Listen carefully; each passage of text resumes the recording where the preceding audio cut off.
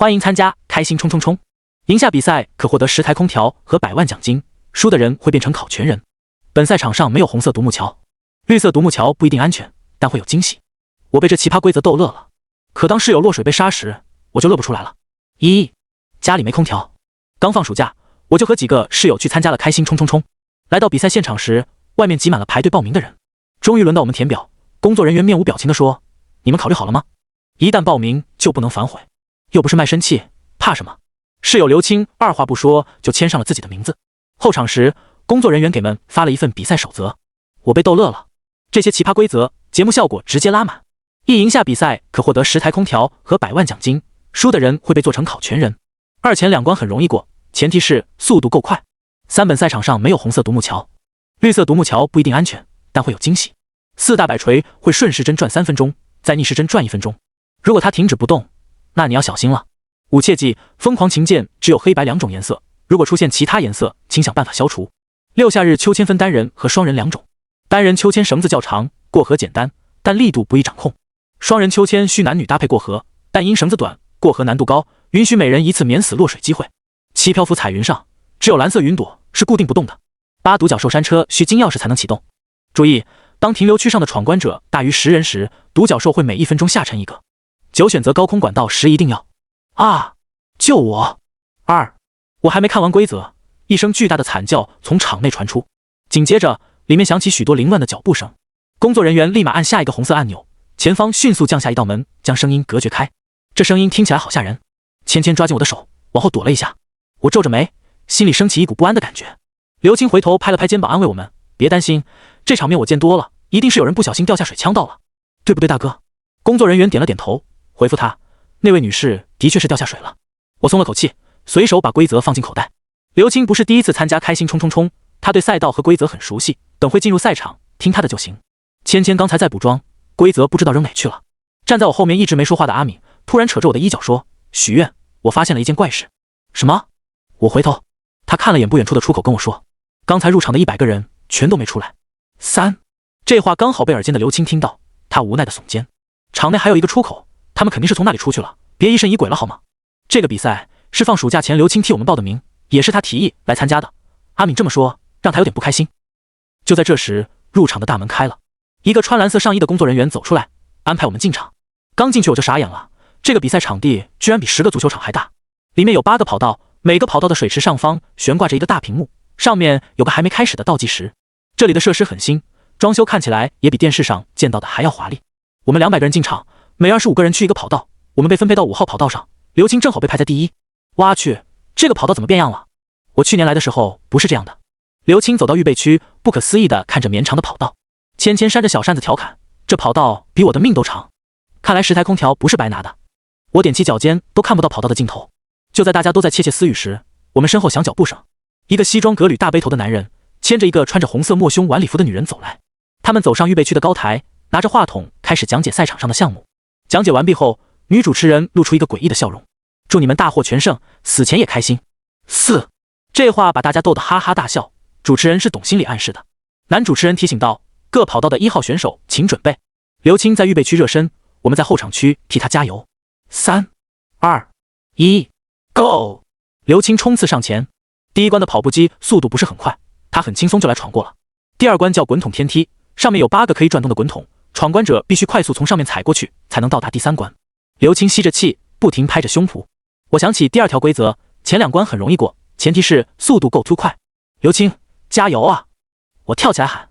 他似乎没听见，往后退了几步，做出一个冲刺姿势，猛地跑上天梯。他的速度非常快，好在天梯的间隔距离也短，他一个跨步就能跨过去。我屏住呼吸，紧紧盯着他。还有4步，快跑，快跑！千万不要放慢速度。到了第6个梯子，他明显有些重心不稳，身子向左边倾斜。天哪！芊芊尖叫起来，让我都吓了一跳。好在刘青及时扭转身子，才没有落水。我们刚松了口气。刘青在最后一个梯子跨向第3关的停留区时，幅度太小，右腿迈上去了，左腿没跟上，啪一下落到水中。第5跑道1号选手刘青挑战失败。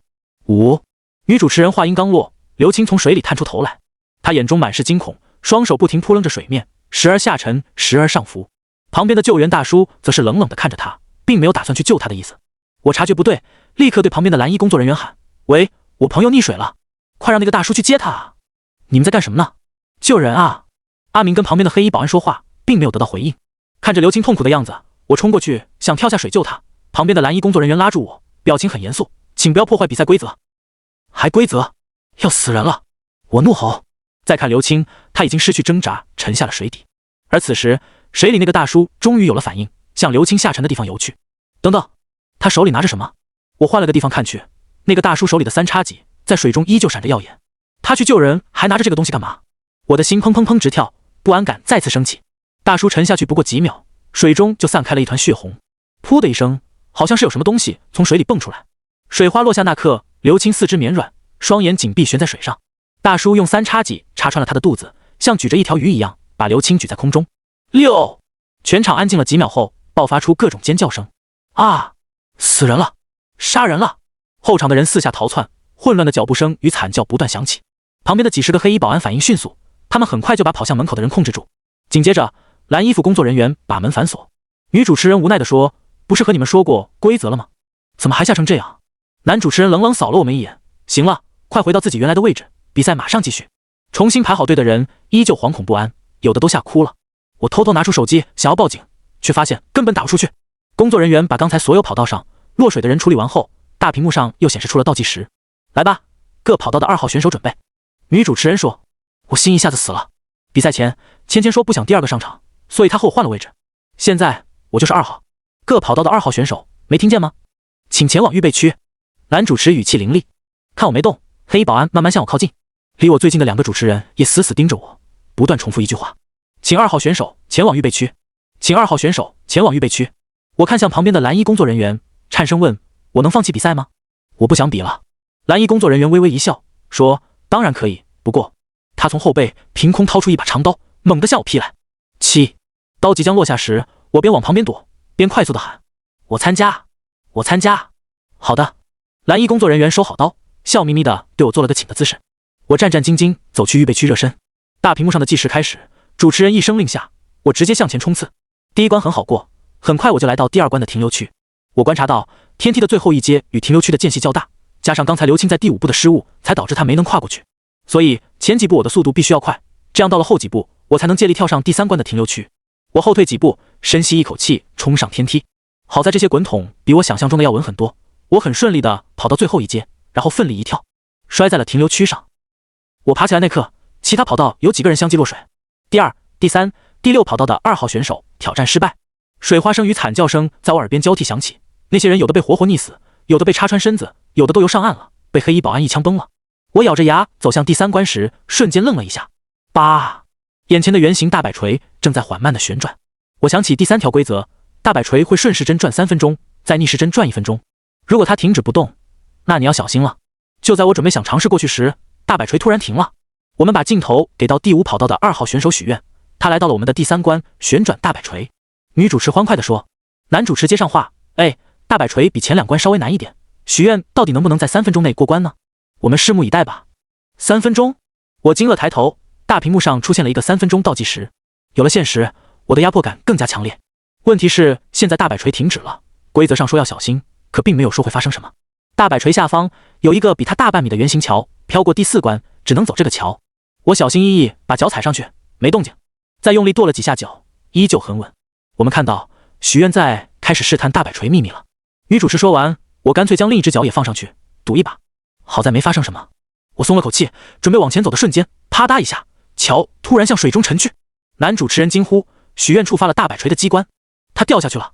9，全场一片愕然，都紧盯大屏幕上的我。不要啊，许愿！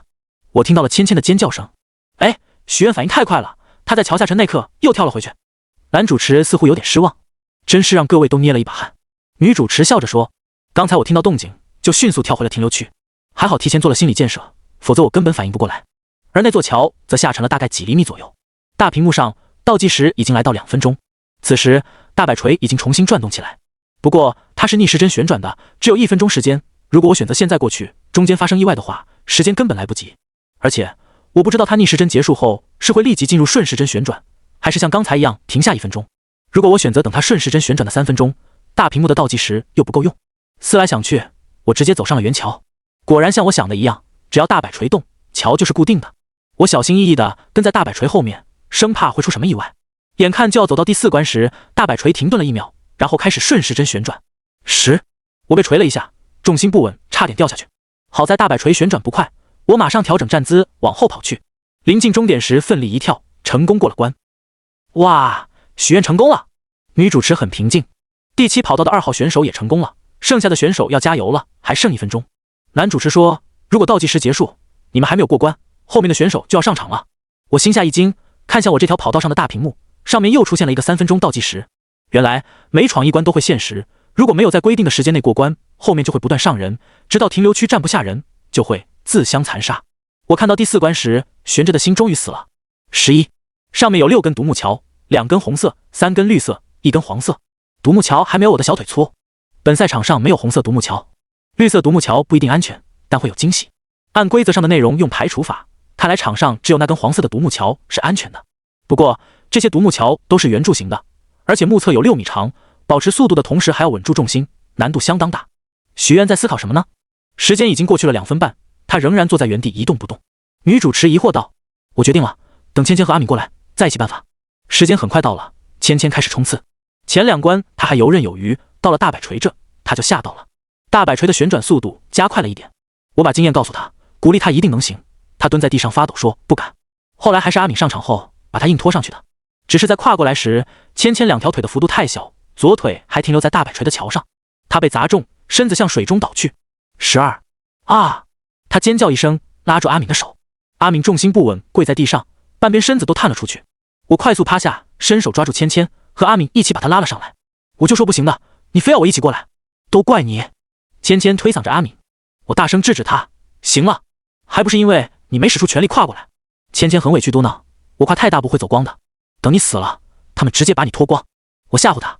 阿敏看她低着头，只能当个和事佬。好了好了，我们先想想怎么过去吧。我看向旁边2个跑道的人，他们也同样看向我们。看来大家都不敢做第一个尝试的人。我来。阿敏把规则放进口袋后，走去黄色独木桥。在学校体测时，她的平衡感比我们任何一个女生都要好。但这个桥有6米长，我很担心。没事的，我感觉稳不住时就抱着挪过去。阿敏刚说完就走了上去，只是走到1/3时，她突然晃了2下，然后迅速蹲下抱住独木桥，慢慢爬了过去。她站起来，嘴里不停地朝我们喊着什么，可距离太远，我听不清。我拉着芊芊准备上去时，阿敏更加激动，不停冲我们摆手。我隐隐约约看到她的嘴型在说，不要上那座桥。13，我马上退了回去。可明明她都过去了，为什么不让我们上那座桥？阿敏兔一直在手舞足蹈什么，我已经来不及去翻译了。3分钟结束，第5个选手已经开始上场了，而且看样子他闯得非常轻松。我咬咬牙，直接抱住一根绿色的独木桥就往前爬。规则说不一定安全，发生意外的几率是50%，但能100%得到线索，只能试试了。还没爬几步，桥突然塌陷下去，我根本来不及往回爬。好，这就是所谓的惊喜是吧？眼看就要掉进水里，池中突然出现一张弹簧床，将我又送回停留区。而我手中多出一张纸，没有红色独木桥，绿色独木桥有惊喜。我念出纸上的线索，5号选手刚好到达我们旁边。女主持惊喜到，第5跑道的5号选手秦玉，一口气连过3关。我看着手里的与规则相同的线索，忽然明白了什么，跑向红色的独木桥。可那个叫秦玉的男生先我一步，2条大长腿，各踩1根红色独木桥，快速走向对面。这3根红色的独木桥靠得很近，我也能各踩1根。我刚要上去，芊芊拉住我，别走。规则上说了，没有红色独木桥。我解释说，没有红色独木桥，那它就不是红色的。可它就是红色的呀。芊芊有些害怕，拉着我不肯松手。我看了眼后面上场的选手，冷冷地说，那你就待在这吧。我自己不敢，他都快哭了。我用力甩开他的手，头也不回地走了。14，最后芊芊还是边哭边跟在我后面过了关。而后面来的人越多，红色独木桥的间隙就越大，只是眨眼的功夫，红色就变成了黑色。有几个人爬去了黄色独木桥，结果还不到一半桥就塌了。原来刚才阿明早就发现了，他想告诉我们的就是这个。有2个人在绿色独木桥那里拿到了惊喜，直接投送过来。此时停留区已经站着8个人，而第5关则是漂浮彩云。漂浮彩云上只有蓝色云朵是固定不动的，这里的云朵有红绿黄白蓝5种颜色，除蓝色外，其余颜色一直在左右缓慢移动，而且上方还挂着一颗颗金光闪闪的星星，乍一看还挺浪漫。谁先去？我敬他是条汉子。有个胖胖的男生看向我，我无视他，分析着前面的云朵。前面有3朵蓝色的云，如果要到达下一朵蓝色的，至少需要踩4朵移动的云。移动的云有高有低，每朵能站2个人。喂，许愿，你想到办法没有？芊芊嘟着嘴问我。我没理他，测试了用手碰了一下那些移动云。虽然这些云移速不快，但如果要在2朵移动云中走路的话，必须是1朵云占1个人才能保持平衡。那些蓝色的云面积大，至少能占5个人。我悄悄跟阿敏和芊芊说了之后，就先走了上去。芊芊刚想跟上我，秦玉拦下他，等他走远再去，不要靠太近。可那个胖子却踩了上去，跟着我的步伐走。云朵移动到最左边时，和后面胖子的正好重合。我回头一看，他抬起脚就要跨过来。不要过来！15！我吼住他，云朵很快又散开了。为什么？明明能站2个人。他有些不悦。我懒得跟他科普初中的物理知识，回头寻找下1朵云。就在我跳去下1朵云的瞬间，胖子也跳到了我原本站着的云。我冒出了一身冷汗，还好我动作快。到了蓝色的固定云时，我问他，旁边那么多云，你为什么非要和走一起？他理所应当地说，我怎么知道其他云有没有机关啥的？当然是看你走完安全了我才敢跟上啊。不过我现在知道了，2朵能排列成直线的云一定是安全的。眼看阿敏他们即将走来，我不打算理他，准备继续走时，胖子突然伸手推了我一下。好在云朵够大，我才没有掉下去。我死死盯着他，火气直冲脑门。我先走。他瞪了我一眼，抬起脚就想走。我缓缓走到他背后，一脚把他踹下了水里。没多久，下面就传来了他撕心裂肺的惨叫声。16！天哪！许愿那边发生了什么？他居然把小胖踹了下去。主持人在自嗨解说时，我已经走到了第2朵蓝色的云上，然后我就看到了第6关前面有几只独角兽，抬头在看头上的星星。我恍然大悟，立刻跳到1朵高处的云，把金色的星星摘下来。我成功到达了第6关的停留区。后面的人按照我的路线也相继过来。你们都拿星星了吗？我回头问2个室友。拿了。阿敏说。芊芊看我的眼神有些害怕，小心翼翼地点头。独角兽的额头上有一块星星形状的凹陷，我猜这个应该就是钥匙。独角兽山车需金钥匙才能启动。注意，当停留区上的闯关者大于10人时，独角兽会每1分钟下沉1个。显然其他人也看到了，有个短发女生抢先抱着1头独角兽就把星星放进去，其他2个人也马上抢了2头独角兽。现场只有5头独角兽，而我们有7个人，加上身后不断闯关过来的人，抢不到就只能等死了。芊芊和阿明刚想过去，我拉住他们，先别过去。怎么了？阿敏问。星星不是钥匙。旁边传来一道清冷的声音。秦玉示意我看他们。我刚转头，独角兽的脚亮了，前方出现一条像过山车般蜿蜒曲折的轨道，独角兽猛地向前启动，沿着轨道疯狂冲刺。坐在上面的3人一下子就被甩了出去，底下响起3声巨大的落水声。刚才那3个独角兽又回到了原本的位置，轨道也渐渐消失。我腿有些软，如果这个星星不是钥匙，真正的钥匙又在哪？17。思考间，停留区又上来了3个人，他们也看到了刚才的场景，谁都没有上前。我走进独角兽，却和秦玉撞在了一起。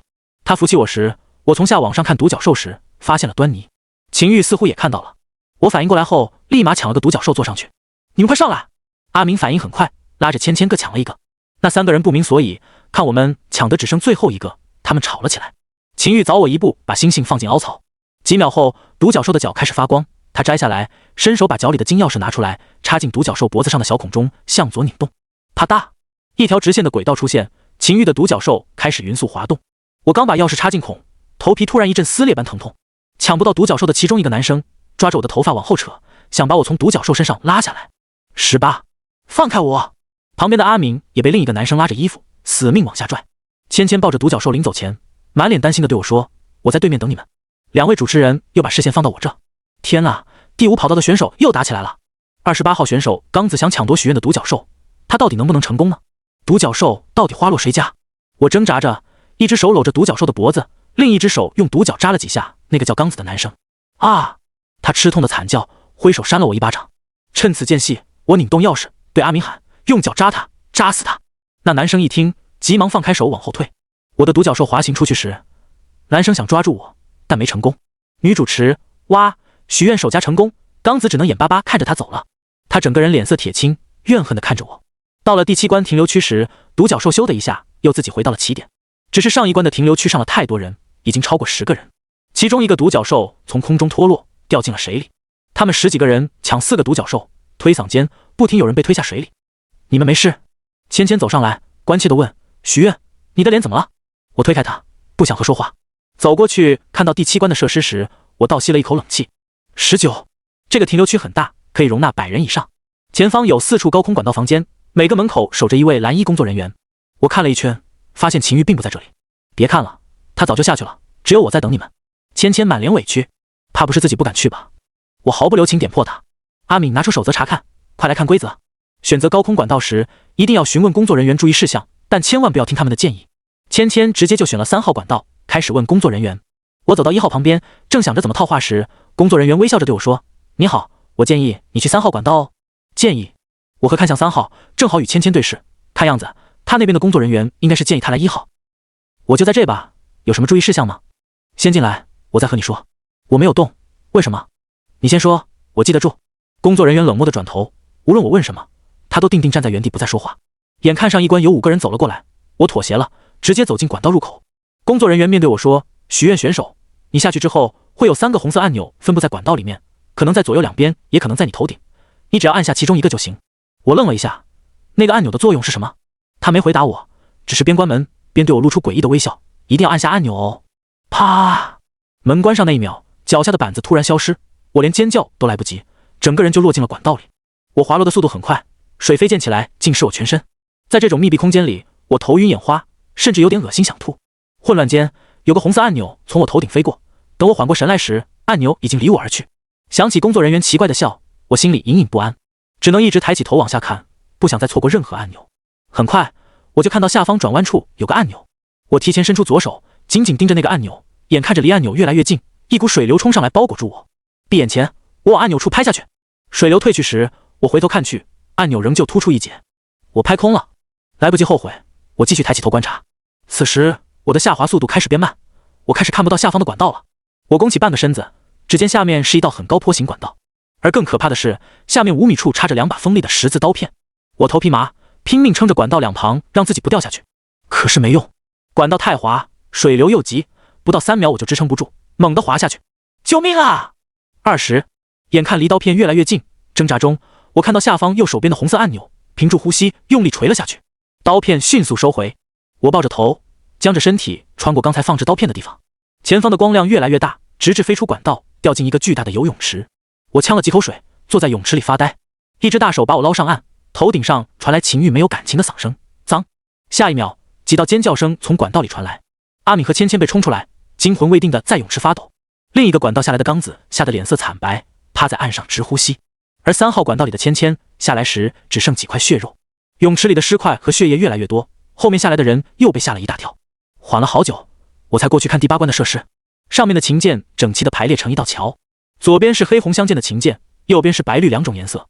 而规则上说的是，疯狂琴键只有黑白2种颜色，如果出现其他颜色，请想办法消除。你有什么办法吗？我走到秦玉旁边，他双手抱胸，正盯着桥看。想不出来。我刚想说出自己的猜想，后面就传来怒吼：“去！你们先上去试一下！”刚子踹了几脚前面2个看起来老实巴交的男生，他们不敢反抗，更不敢走上桥。刚子把其中一个男生往桥上推，那个男生哭喊着求他放过，没用，他还是被推到桥上。男生双脚各踩一个琴键，一黑一白。他哭喊了几秒，发现脚下没有异常，就想走回来，不料琴键却在此时双双往下凹。男生在恐惧中掉下水池。21，我心里有了个大概，蹲下身子，刚想用手触摸其他颜色的琴键时，刚子又把另一个男生推上去。介于刚才的男生踩了黑白琴键，这个男生一上桥就专踩绿色。同时几秒后，他也是以同样的方式掉下水中。刚才的2个琴键闪了一下，被我捕捉到。我更加确定了心里的猜测。怎么样，2位大佬，看出来怎么走了吗？刚子拽着一个哭哭啼啼的女生过来，4人来一组，快点！我不知道这个办法是不是可行，但总得有人先试。秦玉跟他们解释完方法后，有4个人自愿上桥，因为我跟他们说，如果觉得不对劲，可以往回跑。第1个人双脚只踩红键，第3个人踩绿键，第3、第4个人必须同时踩黑白琴键。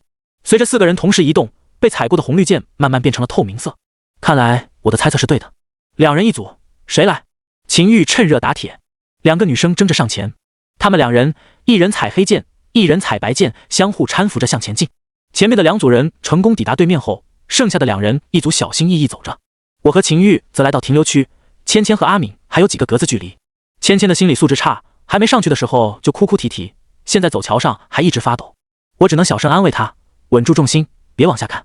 他们走到最后一格时，刚子突然对着自己的搭档怒吼：“你妹的，看路啊！”芊芊松开阿敏的手，捂着头尖叫，竟然直接跳上了停留区。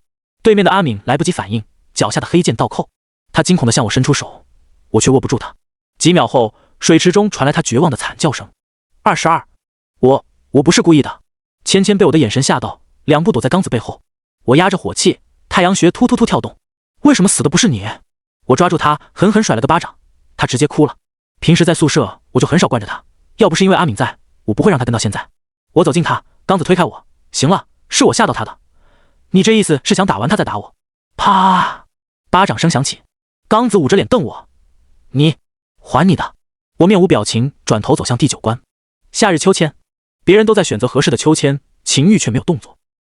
夏日秋千分单人和双人2种，单人秋千绳子较长，过河简单，但力度不易掌控；双人秋千需男女搭配过河，但因绳子短，过河难度高，允许每人1次免死落水机会。我走近才发现，单人秋千的绳子虽然长，但很纤细，双人秋千则相反。对面第10关的停留区高度离水池只有3米，前9关的全是6、7米。这2个停留区之间的距离目测有2米，而且对面的停留区放有一层厚厚垫子。无论是选单人还是双人秋千，荡过去的力度，秋千上的姿势都有待考量。许愿，我闻声转头，秦玉走过来，指着最靠边的双人秋千，一起吧。我同意了他的邀请，因为他说我是这里除了他以外唯一有脑子的人。此刻停留区站着17个人，秋千有8个，却没有人急着去抢，他们都在等先行动的人是错。砰！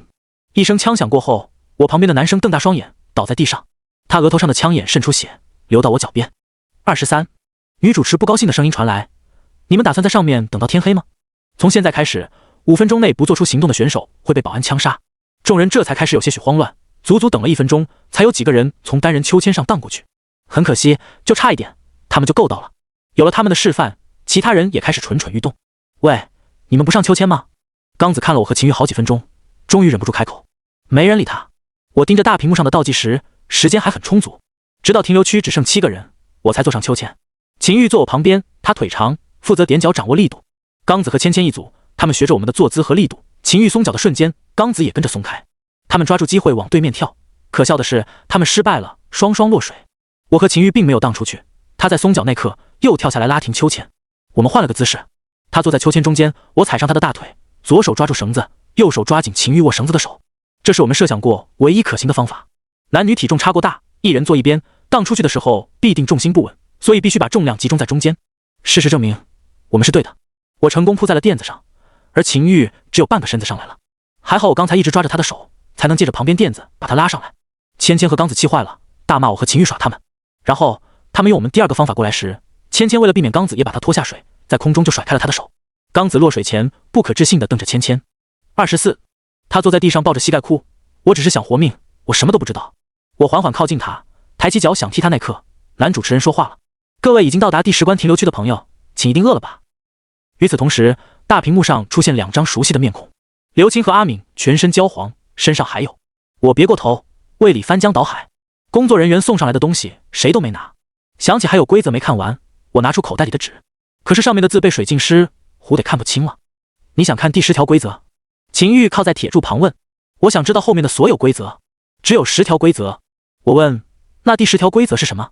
他看向前方被一道门挡住的第10关，表情复杂。十全十美，死全死没。25，不知等了多久，前方的大门缓缓打开，前方是一条可以摇摆不定的木桥，旁边只有2根绳子作为扶手。女主持人兴奋极了，最激动人心的时刻来了。有38位选手来到我们十全十美最后一关，上一批选手可是1个人也没能闯过这一关呢。男主持接上，本关卡限时10分钟，超时者算挑战失败。